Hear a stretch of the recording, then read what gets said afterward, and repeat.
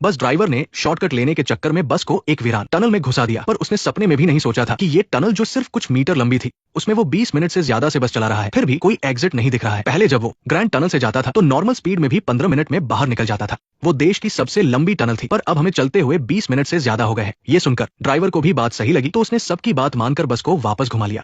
पर अजीब बात यह थी कि सबको अच्छे से याद था कि टनल में घुसने के बाद उन्होंने सिर्फ आधा घंटा ही सफर किया था, लेकिन अब उन्हें वापस लौटते हुए 1 घंटा हो चुका था। यहाँ तक कि बस का पेट्रोल भी खत्म होने वाला था, फिर भी उन्हें वो रास्ता नहीं दिखा जहाँ से वो अंदर आए थे। जैसे जैसे ये डरावना माहौल बढ़ता गया, वहाँ मौजूद सभी लोग बुरी तरह घबरा गए। आखिरकार काफी बातचीत के बाद सबने मिलकर तय किया कि बस में यूं ही बिना किसी मंजिल के भटकने से अच्छा है कि नीचे उतरकर कोई और रास्ता ढूंढा जाए। लेकिन जैसे ही वो बस से नीचे उतरे, एक के बाद एक अजीब घटनाएं होने लगी। जमीन पर पड़े टूटे हुए मोबाइल फोन को देखकर प्रेग्नेंट औरत की तो जैसे रूह काम गई, क्योंकि ये वही फोन था जो उसने टनल में घुसते ही अपने बॉयफ्रेंड से लड़ते हुए फेंका था, और उसे ये भी अच्छी तरह याद था कि फोन फेंकते वक्त उसे टनल का एंट्री गेट दिख रहा था, पर अब वहां दूर दूर तक कुछ भी नजर नहीं आ रहा था। कुल मिलाकर इस टनल में कुछ तो गड़बड़ थी। तो टनल का चक्कर समझने और यहाँ से बाहर निकलने का रास्ता खोजने के लिए टनल इंजीनियर हैरी और केविन ने उस प्रेग्नेंट औरत से एक ऊन का धागा लिया और आगे बढ़ने लगे। बाकी लोग वहीं रुककर इंतजार करने लगे, लेकिन सबके रोंगटे तो तब खड़े हो गए जब करीब 1 घंटा बीत जाने के बाद वो दोनों जो आगे की तरफ गए थे, अब अचानक सबके पीछे से वापस आ रहे थे। ये क्या हो रहा है? क्या ये कोई गोल गोल घूमने वाली टनल है? इसके बाद काफी देर तक बहस करने के बाद भी जब कुछ समझ नहीं आया, तो हैरी ने कहा कि सारा खाना एक जगह इकट्ठा करके सबको बराबर बांटा जाए, ताकि सब लोग जिंदा बाहर निकल सके। आखिर किसी को नहीं पता था कि वो यहाँ कब तक फंसे रहने वाले हैं। अभी तक लोगों को खतरे का एहसास नहीं था, इसलिए सबने बहुत ही अच्छे से अपना अपना खाना खुशी खुशी एक जगह रख दिया। पर अब जो होने वाला था वो इस शांति को पूरी तरह खत्म करने वाला था। थोड़ा बहुत खाकर अपनी एनर्जी वापस लाने के बाद सब लोग फिर से एग्जिट ढूंढने निकल पड़े, लेकिन जब वो बिना किसी कामयाबी के वापस लौटे तो उन्होंने देखा कि जिस बस को वो सही सलामत छोड़कर गए थे, वो अब जंग खा चुकी थी और उस पर पूरी धूल जमी थी। यही नहीं, जो खाना उन्होंने अभी थोड़ी देर पहले इकट्ठा किया था, उसमें नूडल्स तो छोड़ो, पानी की बोतलें भी खराब हो चुकी थी। देखकर ऐसा लग रहा था जैसे कई सौ साल बीत चुके हों, इससे पहले कि कोई कुछ समझ पाता। अगले ही सेकंड टनल की सारी लाइटें बंद हो गई और फिर एक बहुत ही तेज चीख सुनाई दी, जिसके बाद ड्राइवर ने तुरंत बस की लाइटें जला दी। लेकिन इन कुछ ही सेकंड्स के अंदर इंजीनियर हैरी वहां से गायब हो चुका था और जमीन पर खून की एक लंबी सी लाइन बनी हुई थी। हालांकि डरे हुए लोगों के उलट केविन को बिल्कुल भी डर नहीं लग रहा था और वो बिना हिचकिचाए खून के निशानों के पीछे चल पड़ा। इससे साफ पता चल रहा था कि ये बंदा कोई आम इंसान नहीं है, और बाकी लोग भी उसे रोकने में नाकाम होकर मजबूरी में उसके पीछे चल दिए, क्योंकि अगर वो वहीं रुके रहते तो हो सकता था कि अगला शिकार वही बनते। पर सबसे ज्यादा चौंकाने वाली बात तो ये थी कि खून के निशान अचानक एक दीवार के पास आकर खत्म हो गए। क्या इसका मतलब ये था कि इस दीवार के पीछे ही बाहर निकलने का रास्ता है? ये सोचते ही केविन ने दीवार को चेक करना शुरू कर दिया, और जैसा सोचा था ये दीवार अंदर से खाली थी और इसके पीछे एक सीक्रेट कमरा छिपा हुआ था। केविन ने जब कमरे की अच्छे से तलाशी ली तो उसे इस टनल का मैप मिल गया। मैप के हिसाब से यहाँ कुल 18 टनल्स थी और ये सारी टनल्स एक दूसरे से जुड़ी हुई थी, और सबसे बड़ी बात, अगली टनल में जाने का रास्ता भी इसी सीक्रेट कमरे के किसी कोने में था। आखिरकार उन्हें एक कैलेंडर के पीछे अगली टनल में जाने का रास्ता मिल ही गया। जैसे ही सब लोग दूसरी टनल में पहुंचे,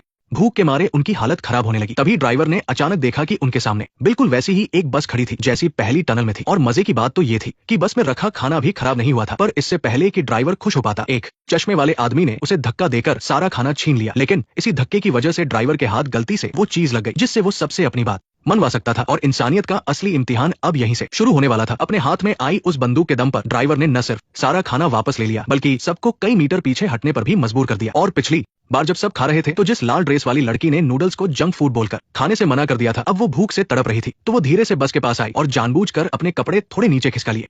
फिर उसने बस का दरवाजा खटखटाया, भैया क्या मुझे थोड़ा सा कुछ खाने को मिलेगा? और 2 घंटे की कड़ी मेहनत के बाद लाल ड्रेस वाली लड़की लड़खड़ाते हुए बस से नीचे उतरी और अपने हिस्से का वो आधा पैकेट नूडल्स बड़े मजे से खाने लगी। पास खड़ा वो चश्मे वाला आदमी ये सब देखकर मन ही मन सोच रहा था कि काश वो भी बस में जाकर थोड़ी मेहनत कर पाता। लेकिन केविन जानता था कि अगर ऐसा ही चलता रहा तो काम नहीं बनेगा, एक दिन ये खाना खत्म हो ही जाएगा। अभी उनका सबसे पहला काम था एक साथ मिलकर यहाँ से बाहर निकलने का रास्ता ढूंढना। इस टनल में समय बाहर के मुकाबले बहुत तेजी से गुजर रहा है, तो अगर सारा खाना तुम्हें दे भी दिया जाए तो तुम कब तक जिंदा रह पाओगे? हालांकि ड्राइवर का मन खाना देने का बिल्कुल नहीं था, पर इस मनहूस जगह से जल्दी बाहर निकलने के लिए उसे मजबूरी में वो खाना बांटना ही पड़ा। आखिर में पेट भरकर खाने पीने के बाद सब लोग चश्मे वाले के बनाए गए ग्रुप्स के हिसाब से अगली टनल का रास्ता ढूंढने निकल पड़े। लेकिन जैसे ही वो एक सुनसान जगह पर पहुंचे, चश्मे वाले ने अपना असली रूप दिखा दिया। वो मरने से पहले थोड़ा मजा करना चाहता था। लग रहा था कि उसने ये ग्रुप्स बनाए ही इसीलिए थे। उसकी प्लानिंग पहले से ही पूरी थी, पर हर आदमी की कोई ना कोई कमजोरी तो होती ही है। आखिरकार उसका ये प्लान कामयाब नहीं हो पाया। क्या नाटक कर रहा है? ओए बूढ़े, वो तुझे छू सकता है तो मैं क्यों नहीं? मुझे बेवकूफ मत समझ, मुझे पता है तेरी औकात बस एक पैकेट नूडल्स की ही है, घटिया औरत। ये सुनते ही लाल ड्रेस वाली लड़की को बहुत भयंकर गुस्सा आ गया, तो वो रोते हुए वापस बस में गई और चश्मे वाले की सारी करतूतें ड्राइवर को बता दी। ये सब सुनकर ड्राइवर तो पहले से ही गुस्से से उबल रहा था, और हद तो तब हो गई जब वो लाल ड्रेस वाली लड़की को चुप करा रहा था। तभी मौका देखकर चश्मे वाले ने एक नूडल्स का पैकेट चुरा लिया। अब तो भगवान भी आकर उसे नहीं बचा सकते थे, ये मेरा दावा है। ड्राइवर काफी हटा कट्टा था, तो जाहिर सी बात है कि चश्मे वाला उसके सामने कहीं नहीं टिकता। लेकिन जैसे ही ड्राइवर से मारने ही वाला था, अचानक एक लोहे का रॉड उसके शरीर के आर पार हो गया। जब लोगों ने आवाज सुनी और वहां पहुंचे, तब तक ड्राइवर की सांसें पूरी तरह रुक चुकी थी और वहां मौजूद इकलौते चश्मे वाले पर ही सबका शक जाना पक्का था। पर जब सबने उसे खूब खरी खोटी सुनाई, तो चश्मे वाले ने बहुत ही डरे हुए चेहरे के साथ कहा, मैंने नहीं किया, तुम लोगों को पता नहीं है, इस टनल में हमारे अलावा भी कोई और है। उसकी ये बात सुनते ही सबकी सिट्टी गुम हो गई। किसी को नहीं पता था कि उसकी बात सच है या झूठ, पर यह तय था कि यहाँ से जल्दी निकलना ही सही होगा। तो सबने तय किया कि पहले कुछ खा पी कर एनर्जी वापस लाई जाए और फिर अगली टनल का रास्ता ढूंढा जाए। लेकिन जैसे ही चश्मे वाला जमीन पर गिरे हुए नूडल्स उठाने झुका, उसे अचानक बस के नीचे एक मैनहोल कवर दिखा और जब उसने उसे हटाया तो उसके नीचे बिल्कुल वैसा ही एक सीक्रेट कमरा मिला जैसा पहले मिला था। फिर पिछली बार की तरह सबको जल्दी ही एक कैलेंडर के पीछे अगली टनल में जाने का रास्ता मिल गया। लेकिन जैसे ही उन्होंने तीसरी टनल में कदम रखा, जिन लोगों ने अभी थोड़ी देर पहले ही खाना खाया था, उन्हें अब फिर से बहुत तेज भूख लगने लगी थी। अगर मेरा अंदाजा सही है तो टनल में जैसे जैसे आगे बढ़ रहे हैं, वक्त उतनी ही तेजी से बीत रहा है। सामने फिर से एक बस खड़ी देखकर चश्मे वाले को अचानक कुछ ख्याल आया। हालांकि इस बार बस में कोई खाना नहीं था, लेकिन बंदूक अब भी उसी के पास थी। बंदूक के डर से सबको मजबूरन अपना अपना खाना उसे सौंपना पड़ा और भूख से तड़पती लाल ड्रेस वाली लड़की ने भी अपना पुराना रवैया छोड़कर चश्मे वाले पर भी वही ट्रिक आजमानी चाहिए जो उसने ड्राइवर पर आजमाई थी। पर चश्मे वाला उसकी बातों में बिल्कुल नहीं आया। अब से मैं जब कहूंगा तभी खाना होगा और जिसे मैं कहूंगा सिर्फ वही खाएगा। इसके बाद चश्मे वाला खाते खाते सबको लेकर रास्ता ढूंढने लगा। अच्छी किस्मत से उन्हें जल्द ही टनल के आखिरी सिरे पर तीसरे सीक्रेट कमरे का लोहे का दरवाजा मिल गया। पर बुरी किस्मत से इस बार उन्होंने चाहे कितनी भी कोशिश कर ली, उन्हें अगली टनल में जाने का कोई रास्ता नहीं मिला और टीवी पर एक औरत को किसी कुएं में फंसे हुए दिखाया जा रहा था। जब सब लोग हैरानी से ये सब देख रहे थे, तभी चश्मे वाले ने टीवी पर गोली चला दी। दिमाग लगाना बंद करो, मुझे पता है कि हमें बाहर जाने का रास्ता क्यों नहीं मिल रहा। हैरी के मरने के बाद हमें दीवार के पीछे दरवाजा मिला, फिर उस बूढ़े के मरने के बाद हमें बस के नीचे रास्ता मिला। तो तुम्हारा मतलब है कि जब कोई एक मरेगा तभी हम अगली टनल में जा पाएंगे। हर चीज की एक कीमत चुकानी पड़ती है। एक टीम का हिस्सा होने के नाते सिर्फ ये मत सोचो कि तुम टीम से क्या ले सकते हो, बल्कि ये भी सोचो कि तुम टीम को क्या दे सकते हो। नया रास्ता ढूंढने के लिए हमें किसी ऐसे इंसान की जरूरत है जो अपनी जान की कुर्बानी दे सके। ये कहकर उसने लाल ड्रेस वाली लड़की को जोर से खींचा। वो उसकी जान के बदले नया दरवाजा खोलने की तैयारी में था, पर जब उसने उसे बुरी तरह गिड़गिड़ाते हुए देखा और याद किया कि वो पहले कितनी घमंडी हुआ करती थी, तो चश्मे वाले का उसे यूं ही मारने का मन नहीं किया। बोल कि तू मुझसे प्यार करती है, मैं तुमसे प्यार करती हूँ, मुझे अपना ये डरा हुआ चेहरा मत दिखा। बॉस, मुझे थोड़ा सा वक्त दो, मैं खुद को ठीक कर लूं, मैं तुम्हें निराश नहीं करूंगी। आखिरकार फायदे नुकसान के बारे में काफी सोचने के बाद उसकी नजर एक ऐसे लड़के पर पड़ी जिसे ऑटिज्म था और जो यहाँ से बाहर निकलने में किसी भी काम का नहीं था। पर जैसे ही वो बंदूक चलाने ही वाला था कि उस लड़के की बहन बीच में आ गई और उसे रोक दिया, तो इस बहादुर बच्ची को इनाम देने के लिए चश्मे वाले ने अपना इरादा बदल लिया। उसने उस लड़की को घसीटते हुए सीक्रेट कमरे में ले जाकर उसे मारने से पहले उसके साथ जबरदस्ती करने की कोशिश की। ध्यान से सुनिए, नीचे दिया गया ये डायलॉग एक गुमनाम आदमी का है। चश्मे वाले ने उसका गला इतनी जोर से दबाया जैसे उसकी किसी बहुत दुखती रग पर वार किया हो। पर जैसे ही लड़की की जान जाने वाली थी, उसका भाई एकदम सही वक्त पर आ गया और उसे धक्का देकर दूर कर दिया। लेकिन एक हटे-कटे आदमी के सामने वो लड़का बिल्कुल नहीं टिक पाया। चश्मे वाले ने उसे तुरंत ही अपने काबू में कर लिया और उसका सिर फिश टैंक के अंदर पानी में दबा दिया। अपने भाई को डूबता देख बहन ने भी जल्दी से एक फूलदान उठाया और उसके सिर पर दे मारा। पर इससे चश्मे वाले को कोई चोट तो नहीं लगी, बल्कि वो और भी बुरी तरह से भड़क गया। टनल में एक जोरदार गोली चलने की आवाज गूंजी और वो लड़की खून से लथपथ होकर जमीन पर गिर पड़ी। लेकिन अपनी आखिरी सांस लेने से पहले उसने चश्मे वाले को चकमा देकर उसकी बंदूक की सारी गोलियां खत्म करवा दी। और इसी बीच लाल ड्रेस वाली लड़की भी तैयार हो चुकी थी। वो एक नशीली सी मुस्कान के साथ उसके पास आई। उसके बोलने का तरीका और उसकी हर एक हरकत बहुत अजीब लग रही थी, जैसे उस पर किसी चुड़ैल का साया गया हो। चश्मे वाला भी उसका ऐसा रूप देखकर बुरी तरह डर गया। फिर उसने उस पागल औरत का गला जोर से दबाना शुरू कर दिया ताकि वो उसे मार सके और साथ ही लेकिन जैसे ही कमरे की लाइट चमकने लगी और सब कुछ नॉर्मल हो गया, उसके बाद लाल कपड़ों वाली लड़की ने उसे तलवार घूमकर मार डाला। लेकिन उसके चेहरे के भावों को देखकर ऐसा लग रहा था जैसे उसे इस बारे में कुछ पता ही नहीं था, मानो कोई और उसे कंट्रोल कर रहा हो। लेकिन जिस बात ने सबको हैरान कर दिया वो ये थी कि चश्मे वाले उस कमीने ने मरने से पहले सारा खाना खत्म कर दिया था। हालांकि उसका अंदाजा बिल्कुल सही था। जैसे ही उसने आखिरी सांस ली, कमरे में अचानक अगली सुरंग में जाने का रास्ता खुल गया। सच में यहाँ कुछ जादुई ताकत काम कर रही थी, क्योंकि यहाँ वक्त बहुत तेजी से बीत रहा था। इसलिए गर्भवती औरत के यहाँ आते ही उसके पेट में पल रहा शैतानी बच्चा पैदा होने वाला था। और डेविड ने देखा कि उसकी घड़ी में ज्यादा वक्त नहीं बचा है, तो उसने उन दोनों को वही गर्भवती औरत के पास छोड़ दिया और खुद अगली सुरंग का रास्ता ढूंढने निकल पड़ा। लेकिन गर्भवती औरत के लिए सबसे बड़े दुख की बात यह थी कि बच्चा पैदा होने के कुछ ही देर बाद वह तेजी से बीतने की वजह से भूख से मर गया। वही दूसरी तरफ, क्योंकि डेविड गाड़ी से उतरने के बाद से ही लगातार अपनी घड़ी का टाइमर देख रहा था, इसलिए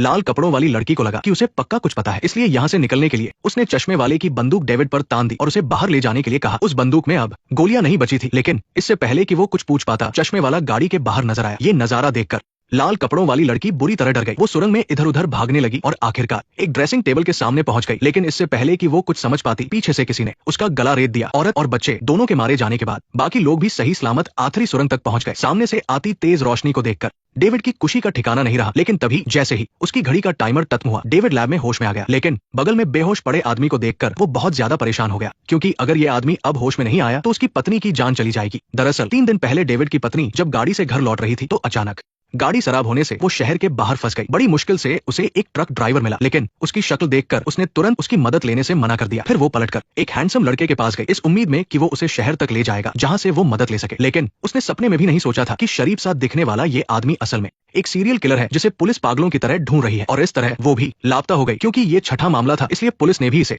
बहुत गंभीरता से लिया और जल्द ही उन्हें कातिल का सुराग मिल गया। हालांकि उसे पकड़ने के दौरान सुरंग में कातिल का एक भयानक एक्सीडेंट हो गया। भले ही उसकी जान बच गई, लेकिन सिर पर गहरी चोट लगने की वजह से बहुत मुमकिन था कि वो कभी होश में ही ना आए। अच्छी बात यह थी कि उस कातिल को तुरंत जान से मारने की आदत नहीं थी, बल्कि उसे औरतों को बंदी बनाकर तड़पा तड़पा कर मारने में मजा आता था। इसलिए औरत के लापता होने के वक्त के हिसाब से इस बात के बहुत चांस थे कि वो अब भी जिंदा हो। लेकिन बुरी खबर ये थी कि क्योंकि कातिल कोमा में था, इसलिए वो उससे पूछ नहीं सकते थे कि डेविड की पत्नी को कहाँ कैद किया गया है। लेकिन अच्छी बात यह थी कि डेविड इस समय देश का सबसे बेहतरीन न्यूरोथेरेपिस्ट था, इसलिए अपनी पत्नी को जल्द से जल्द ढूंढने के लिए उसने अपनी लैब की मशीनों का इस्तेमाल करके कातिल के दिमाग में एंट्री की, ताकि शायद उसे कोई सुराग मिल जाए। और उसकी घड़ी पर चल रहा टाइमर असल में उसके जागने का वक्त था। लेकिन जिस बात ने डेविड को हैरान कर दिया वो ये थी कि कातिल ने न सिर्फ एक्सीडेंट से पहले की यादों से एक कभी खत्म ना होने वाली सुरंग बना ली थी, बल्कि उसके अंदर कई अलग अलग पर्सनालिटी भी थी, जिनमें से चश्मे वाला और लाल कपड़ों वाली लड़की उसके माँ बाप की परछाई थी। क्योंकि उसका पिता हमेशा शराब पीकर मारपीट करता था और उस मामले में भी थोड़ा कमजोर था, इसलिए थिएटर में काम करने वाली उसकी माँ का उनके ग्रुप के ड्राइवर के साथ अफेयर चल रहा था। यही वजह थी कि लाल कपड़ों वाली लड़की ड्राइवर के साथ थी और लड़की के तुम किसी काम के नहीं हो कहने पर चश्मे वाले को इतना गुस्सा आ गया था। और ड्राइवर जिसे जिम्मेदारी का नशा था, उसके अलावा वो कातिल का हिंसक रूप भी था। और वो टनल इंजीनियर असल में उसकी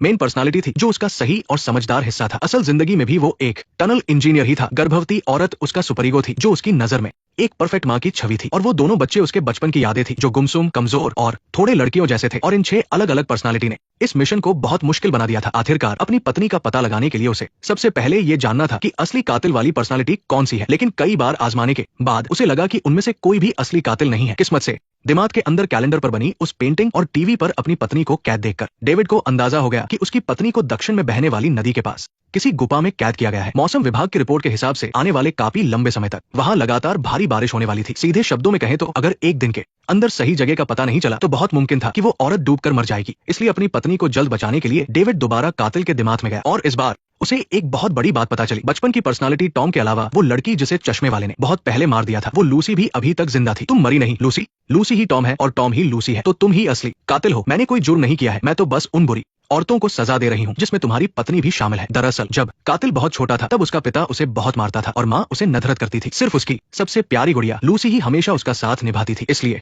लूसी कोई बचपन की पर्सनालिटी नहीं थी, बल्कि वो गुड़िया थी जो हमेशा उसके साथ रहती थी। रही बात कि वो शादीशुदा औरतों से इतनी नफरत क्यों करता था, तो उसकी वजह ये थी कि उसकी माँ ने न सिर्फ धोखा दिया, बल्कि उसके पिता को चाकू से मार डाला और फिर खुदकुशी कर ली। यहाँ तक कि उसने उस बच्चे को भी अपने पिता को चाकू मारने के लिए मजबूर किया। जाहिर है एक बच्चे के लिए ये सब बहुत बड़ा सदमा रहा होगा। इसी वजह से औरतों से नफरत करने वाली ये खूंखार पर्सनालिटी बाहर आई। हालांकि उन दोनों से बात करने के बाद डेविड समझ गया था कि टॉम असल में बुरा नहीं है, ये सब लूसी उसे कंट्रोल कर रही थी। इसलिए अपनी पत्नी का पता लगाने के लिए उसने टॉम को समझाना शुरू किया, इस उम्मीद में कि वो लूसी को हरा दे और सही रास्ते पर आ जाए। लेकिन जैसे ही लगा कि टॉम उसकी बात मानने वाला है, तभी लूसी अचानक टॉम को वहां से खींच ले गई। जब डेविड ने उनका पीछा किया तो उसने देखा कि वो दोनों आपस में जुड़ गए थे। फिर वो डेविड को अपने साथ लेकर तेजी से भागने लगी। बचपन की वो डरावनी यादें भी सामने आने लगी। बचपन में उसका पिता अक्सर उसका सिर मछली के टैंक में डुबा देता था और जब माँ उसे रोकने आती तो उसे भी बुरी तरह पीटा जाता, बिल्कुल वैसे ही जैसे उस कमरे में चश्मे वाले ने किया था। जब उसकी माँ और ड्राइवर अफेयर कर रहे थे तब उसने ये सब अपनी आंखों से देखा था। यहाँ तक कि उसकी माँ ने उसका हाथ पकड़कर उसे अपने पिता को कई बार चाकू मारने के लिए भी मजबूर किया था। लेकिन जब डेविड ये सब देखकर हैरान हो रहा था, तभी नजारा बदल गया और डेविड के अंदर की बुराई भी बाहर आ गई। दरअसल डेविड दिन भर काम में बिजी रहता था और पत्नी के लिए वक्त नहीं निकाल पाता था और बच्चों को भी समय नहीं देता था। इसलिए उसकी पत्नी उससे बेहद निराश थी और अपना अकेलापन मिटाने के लिए रोज दूसरे लड़कों के पास जाने लगी थी। और इसी वजह से डेविड के अंदर भी एक डार्क पर्सनालिटी ने जन्म लिया था। बस उसे कुछ इस बात का एहसास नहीं था। तुम कौन हो? मैं तुम ही हूँ। अब जाकर डेविड को समझ में आया कि जॉन की मौत, ड्राइवर की मौत, चश्मे वाले की मौत और यहाँ तक कि गर्भवती औरत और उसके बच्चे की मौत, ये सब उसी की डार्क पर्सनालिटी का काम था। और उसका मकसद बहुत ही साफ था, वो बस उसे अपनी पत्नी को बचाने से रोकना चाहता था, क्योंकि उस डार्क पर्सनालिटी को लगता था कि उसकी पत्नी ने उसे धोखा दिया है, इसलिए उसे जीने का कोई हक नहीं है। हालांकि बहुत समझाने बुझाने के बाद आखिरकार टॉम मान गया और उसने वादा किया कि वो बाहर जाकर पुलिस को बता देगा कि पत्नी को कहाँ कैद किया गया है। लेकिन डेविड खुद अपनी ही डार्क पर्सनालिटी के जाल में फंस गया। अगर तुम बुराई से बहुत देर तक लड़ते हो तो तुम खुद बुराई बन जाते हो। अगर तुम बहुत देर तक किसी अंधेरी खाई को घूरते हो तो वो खाई भी तुम्हें घूरने लगती है। तुम इतने वक्त तक इस दलदल में फंसे रहे, क्या इतनी आसानी से मुझसे पीछा छुड़ाना चाहते हो? इसके बाद वो डेविड को एक कीचड़ भरे दलदल में ले गया, जहां वो उसे मारकर इस शरीर पर पूरी तरह से कब्जा करना चाहता था। लेकिन डेविड भी कम नहीं था। कई अलग अलग तरीके आजमाने के बाद जब उसे लगा कि वो किसी भी तरह से उसे हरा नहीं सकता, तो उसने खुद के ही सिर पर बंदूक तान दी। हालांकि डेविड को अंदर ही अंदर ये पता था, लेकिन अपने मरने के बाद अपनी डार्क पर्सनालिटी को पत्नी को नुकसान पहुंचाने से रोकने के लिए उसने बिना झिझक के गोली चला दी। आखिरकार डार्क पर्सनालिटी हमेशा के लिए खत्म हो गई और कातिल भी कोमा से बाहर आ गया। उसने डेविड की पत्नी की लोकेशन पुलिस को बता दी, लेकिन इस हैप्पी एंडिंग के पीछे एक कड़वा सच ये था कि डेविड हमेशा के लिए इस कभी ना खत्म होने वाली सुरंग में ही फंस कर रह गया। और इसी के साथ ये फिल्म खत्म होती है। हालांकि द डार्क मेज नाम की इस फिल्म में आइडेंटिटी और द सेल जैसी फिल्मों की झलक दिखाई देती है, लेकिन इस तरह की बाकी फिल्मों के मुकाबले मुझे लगता है कि ये काफी अच्छी बनी है। इसमें बारीकियों पर भी बहुत अच्छे से ध्यान दिया गया है। शुरुआत की कहानी में ही कई सारी हिंट्स दे दी गई थी। 6 अलग अलग सुरंगें दरअसल मेन पर्सनालिटी इंजीनियर के अलावा कातिल के दिमाग में मौजूद 6 और पर्सनालिटीज को दिखाती है। उस कमरे में कैलेंडर पर बनी पेंटिंग ही वो जगह थी जहां डेविड की पत्नी को कैद किया गया था, और सभी कमरों के कैलेंडर पर एक ही साल, महीने और दिन की तारीख थी। ऐसा इसलिए था क्योंकि उसी दिन माँ ने पिता को मारा था और उसे भी पिता पर चाकू चलाने के लिए मजबूर किया था, और उसी दिन माँ ने नस काटकर खुदकुशी की थी। यही वो दिन था जहां से ये सारे सदमे शुरू हुए थे और डार्क पर्सनालिटी पैदा हुई थी। कमरे में मौजूद वो कटे हुए हाथ बताते हैं कि असल जिंदगी में पहले ही कुछ औरतें मारी जा चुकी हैं, और वो जो थाली डिस्प्ले केस था वो डेविड की पत्नी के लिए रखा गया था। बस फर्क इतना था कि वो अभी मारी नहीं गई थी, इसलिए वो आखिरी केस थाली था। इसके अलावा शुरुआत में गर्भवती औरत और उसके पति के बीच जो झगड़ा हुआ था वो इसलिए हुआ क्योंकि उसका पति सिर्फ मछली पकड़ना और शराब पीना जानता था। ये सब असल जिंदगी में उसके पिता के बर्ताव को दिखाता है। छोटी बच्ची रूबी के हाथ में हमेशा रूबिक्स क्यूब इसलिए रहता था क्योंकि उसे फिजिक्स और स्पेस की बहुत अच्छी समझ थी, जो आगे चलकर वही टनल इंजीनियर बनी। और लूसी ने कई बार सबसे कहा था कि बाहर जाने में क्या रखा है। ये दिखाता है कि कातिल असलियत का सामना नहीं करना चाहता था और वो ठीक नहीं होना चाहता था। वैसे मुझे लगता है कि जब इस फिल्म ने इतनी सारी फिल्मों से आइडिया लिया ही है, तो क्यों ना इंसेप्शन फिल्म का कॉन्सेप्ट भी इस्तेमाल कर लिया जाता। अगर मुझे इसका राइटर बनाया जाता तो मैं इसका एंडिंग कुछ ऐसा लिखता: डेविड ने खुद को गोली मारी और वो अपने अवचेतन मन से जा गया। फिर उसे पता चला कि असल में वही असली कातिल है। और वजह क्या थी? वजह थी उसकी पत्नी का धोखा, जिसकी वजह से वो औरतों से नफरत करने लगा और यहाँ तक कि उसके अंदर एक डार्क पर्सनालिटी पैदा हो गई। इसलिए लगातार 5 लोगों को मारने के बाद उसने अपनी पत्नी को भी कैद कर लिया, और इससे पहले उसने जो कुछ भी देखा और महसूस किया वो सब एक्सर्स द्वारा उसके दिमाग में बुना गया। एक सपना था, मकसद भी बहुत साफ था: डार्क पर्सनालिटी को बाहर निकालना और फिर उस डार्क पर्सनालिटी को खत्म करना, ताकि डेविड दोबारा एक अच्छा इंसान बन जाए और बता दे कि उसकी पत्नी कहाँ कैद है। तो इस बारे में आपका क्या ख्याल है? जैर कहानी यहीं पर खत्म होती है। मैं हूं सैम, जो मिस्ट्री और थ्रिलर फिल्में एक्सप्लेन करता हूं और कभी कभी कुछ मजेदार कहानियां भी लाता हूं। आज के लिए बस इतना ही, मिलते हैं।